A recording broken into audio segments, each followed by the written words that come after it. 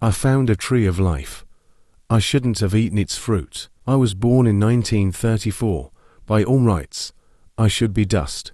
But look at me. My skin is supple. My mind is sharp. I am over a century old. And I have never felt more alive. It's the fruit. It's always been the fruit. I found this place decades ago, tucked into a hidden fold of the Smoky Mountains. I was a desperate man then, running on fumes, driving until the dirt road simply ended.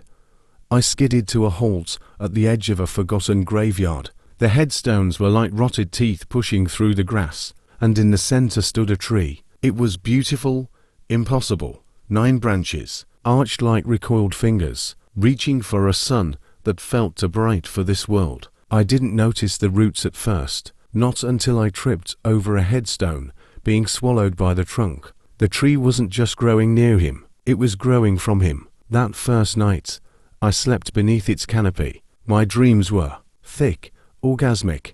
I woke up with the taste of copper and honey on my tongue, and that's when I saw it. On the tip of the first branch, a bud had erupted overnight, a moist, crimson sac. By sunset, the sac burst. It wasn't an apple that hung there. It was a human head, raw, skinless, a mesh of weeping muscle fibers and eyeless sockets. But the hair was long, brown, and tied in a very specific braid. My heart stopped. I reached into my pocket and pulled out the only photo I carried. My sister, smiling, wearing that exact same braid. The fragrance coming off that thing was intoxicating. It smelled like every mercy I had ever known. Before I could scream, I was eating. It didn't taste like rot. It tasted like the richest pastry, the rarest cream, a celestial sustenance that set my blood on fire. With every bite, the memory of my sister's face blurred. By the time I swallowed the last morsel,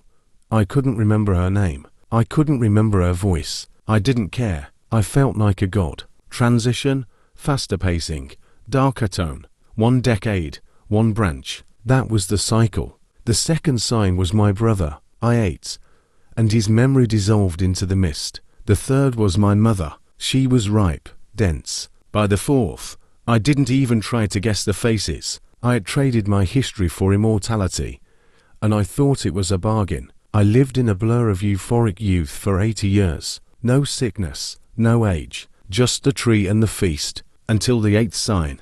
10 years ago, I finished the final bite of a faceless fruit. As the bliss settled, I felt a spark of fire in my gut, not warmth pain. Now, the old tree is a stump, and I am the new one. My roots are tangled in my own spine,